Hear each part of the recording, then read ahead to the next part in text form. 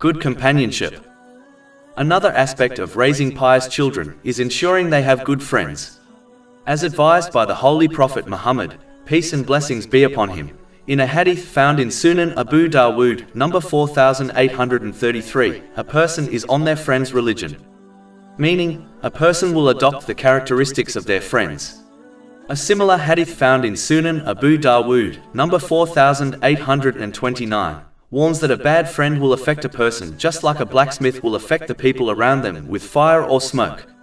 Similarly, a good person will positively affect their friend just like a perfume seller whose nice-smelling perfumes will affect others. Parents cannot ignore this duty, as it is the main cause for children going astray. The majority of the youth involved in crime is down to this reason. Parents must question their children about the company they keep, and meet them to ensure they are suitable for companionship. Over 400 free ebooks, audiobooks, infographics, podcasts and blogs available on our website, www.shakepod.com.